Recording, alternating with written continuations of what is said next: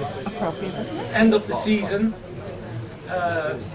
It's great pleasure to have you here in these great masses for our last lecture of the 7th year of the oh no, it's the 4th year of the Changing Jewish Community. Sorry, the other series is the 7th year.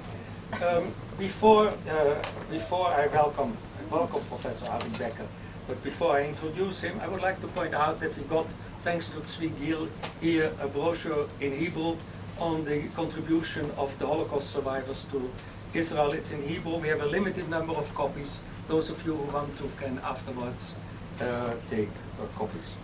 It's the end of the year. We always say in the summer that we hope that also the anti-Semites in the coming months go to the beaches. Because we are not at full strength in the summer. It's a great pleasure to have Avi here. Our relationship goes back, I think, a very, very long time when you were at the World Jewish Congress. You have greatly helped us with what became afterwards one of our major projects, the academics, the fight against the academics against Israel. You were one of the few people who believed that something should be done in the world, in the Jewish world. The others said it will pass, and as we know, it hasn't.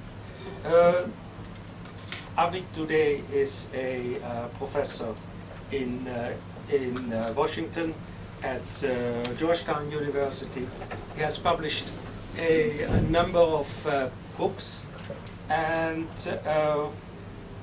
he has now published a book about which he has spoken to me for some time, which gives a very interesting and a very long overview of the 2,000 years of, even more, but essentially of 2,000 years of the history of what does it mean to be a chosen people? How do you see it yourself? How do others see it? How does it play out in various discourses which are related to it? How does it influence the position of the Jews in the world? And when he told me that it had come out, I asked him, even though it was late in the season, I asked him to give us a lecture because I think it's an extremely interesting subject, and I'm very glad that you were willing to come here.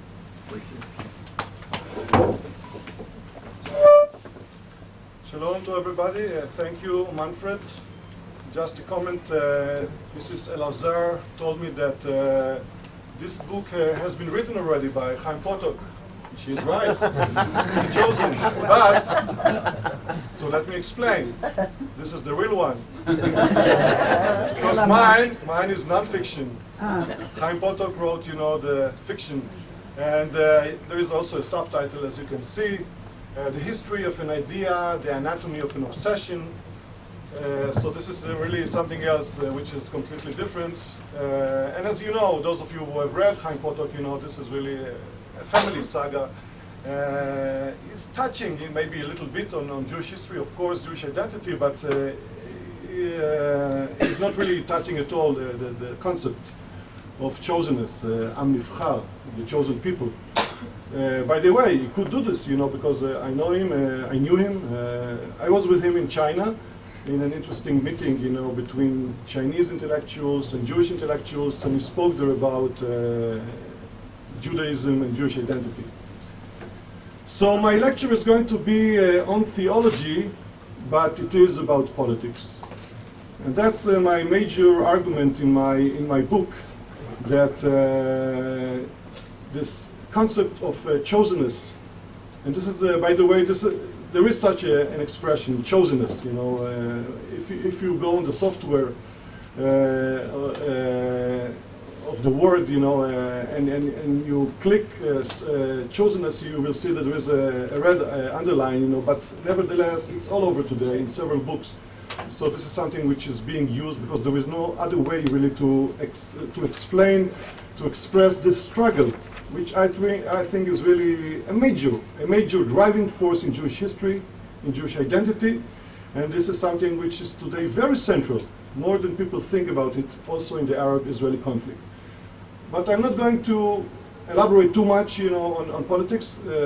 although, it is a lot really in the book, because I would like to go to the very sources of the concept of chosen people.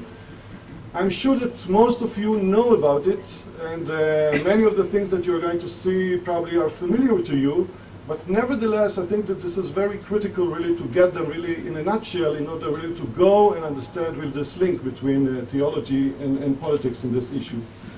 And I will start, although I'm speaking about politics, we'll start with the Talmud. And I do it, I wouldn't, start, to do it really in Israel, because sometimes, precisely Jewish audience, don't understand, why Talmud is so relevant, to contemporary politics. But a journalist in Washington wrote about my book. She is a Turkish Muslim. Though secular, but nevertheless, she is from Turkey. She wrote about the book, and she ended, she found it really fit, really to end it, from the Talmud. It's a quote for, she's using my book. And there is a debate among the scholars, our sages, Chachamim, why Sinai? Why Sinai? What are really the roots of Mount Sinai, the name Sinai? So there are, of course, variety of views. And one of them says that this is because in Hebrew, Sinai is also Sin'ah in Masechet Shabbat. Namely that because of the very act of chosenness, which really took place there in Sinai, choosing, the chosen people, also the hatred toward the Jewish people became really part and parcel of international relations of those days. Sin'ah yarda la'olam. And this is my argument, chosenness is of course a major privilege. This is something that the Jews really are celebrating, praying, try to think about it really, how much it is really included in our daily prayers in variety of places. Of course in the Bar Mitzvah, which is really a prayer, a blessing which you say every day, Asher b'charban mikol amim. And everywhere, in the Kiddush, in every place, and then all over. So there is really a mixed attitude on the subject. And I'm very happy that Manfred really has imposed on me really to think also in terms of really of perception.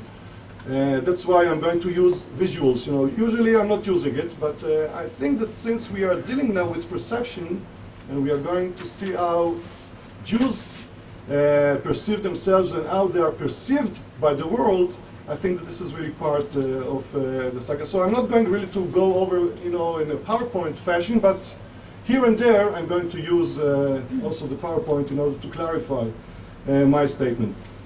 This is an early cover of my book, because for some reasons my publisher didn't use the colors, but you have the same painting on the cover, which I think is really amazing. My wife, thanks to her, at the moment that I was really vacillating what kind of cover to choose for my book, she went, I was in one side at the Library of Congress, she was on the other side, and so she went in a guided tour.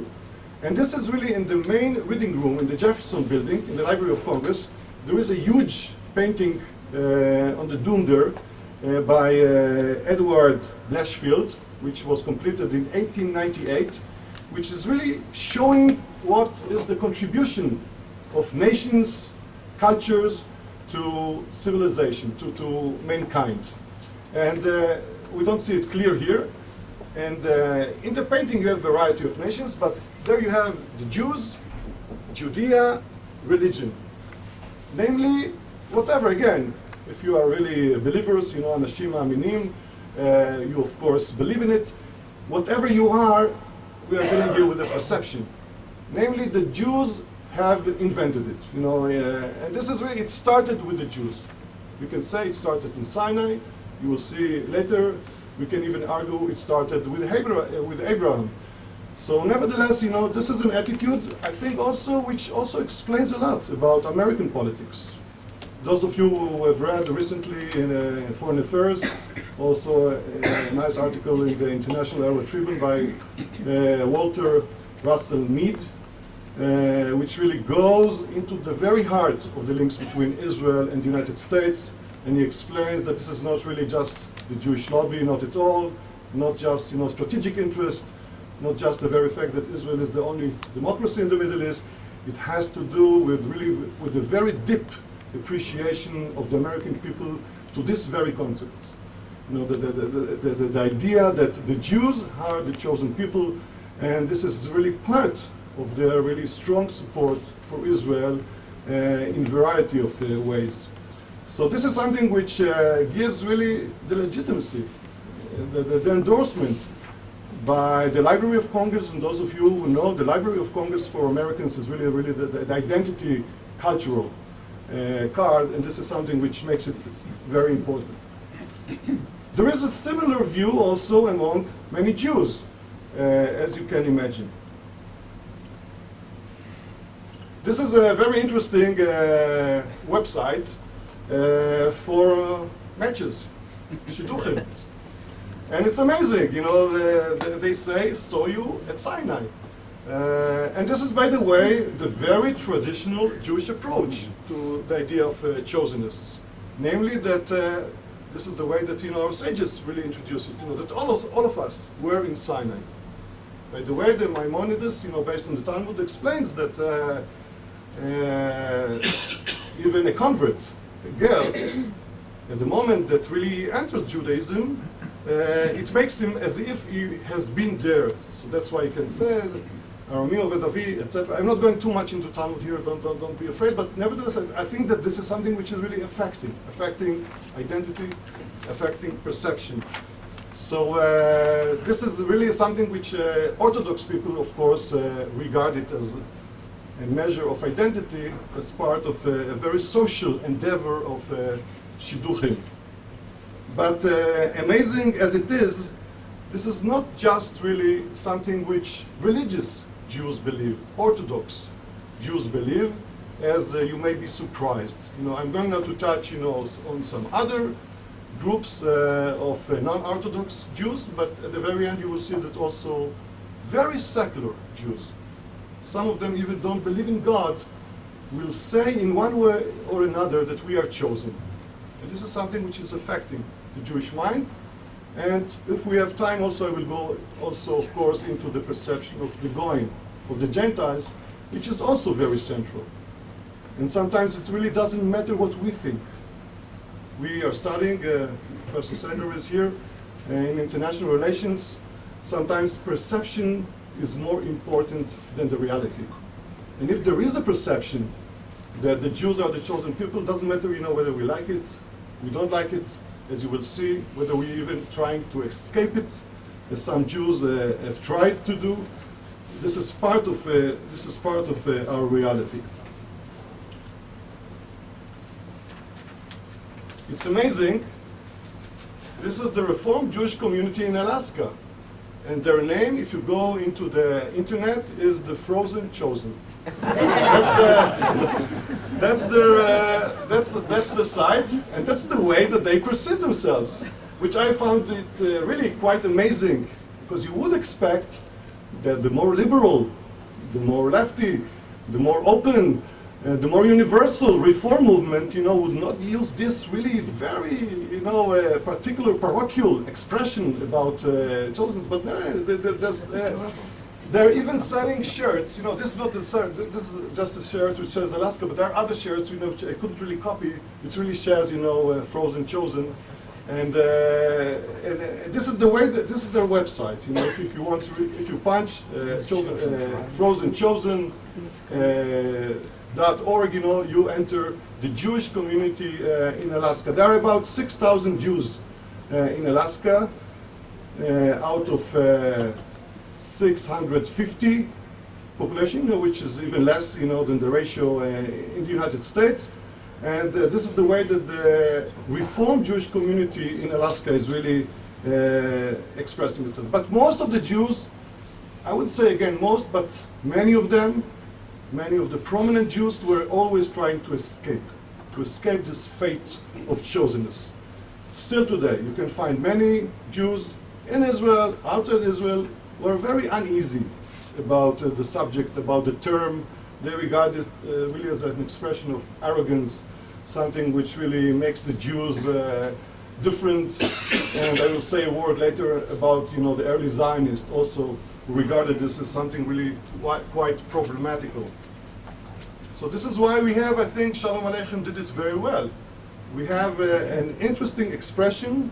Those of you who have seen the musical or Fiddler on the Roof or read the book, at some point, Tevye, the milkman, after another pogrom, after another economic blow, he's not able really to marry his 7 daughters, and it's, more nedunya.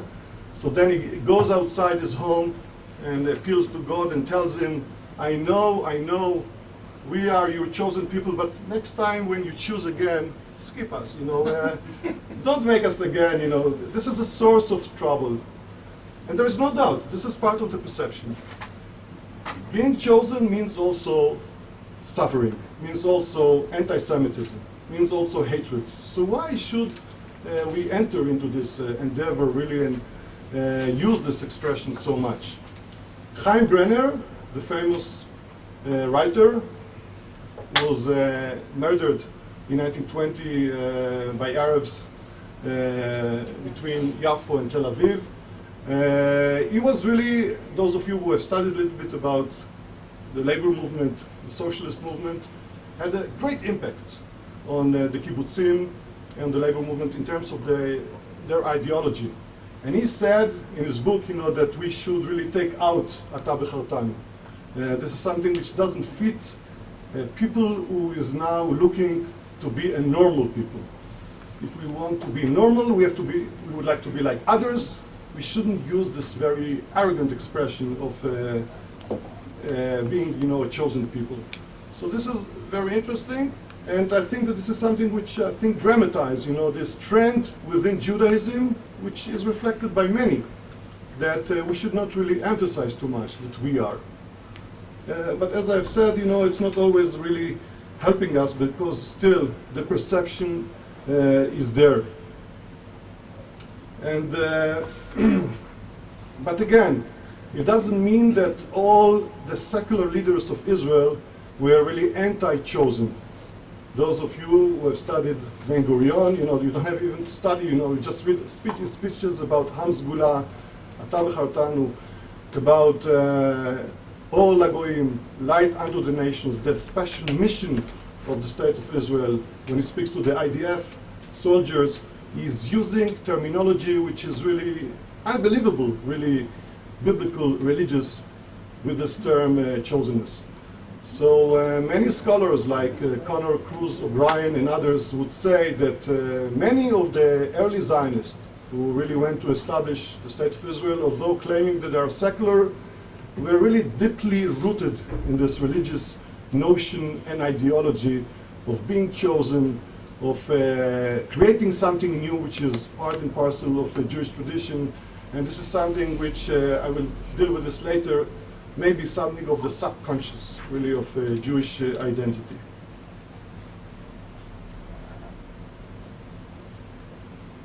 Anybody can identify this map, what do we have here in terms of the colors? This is something which I think is really amazing and is being used more and more in recent years, what we call the Abrahamic religions. In terms of population, you have today in the world members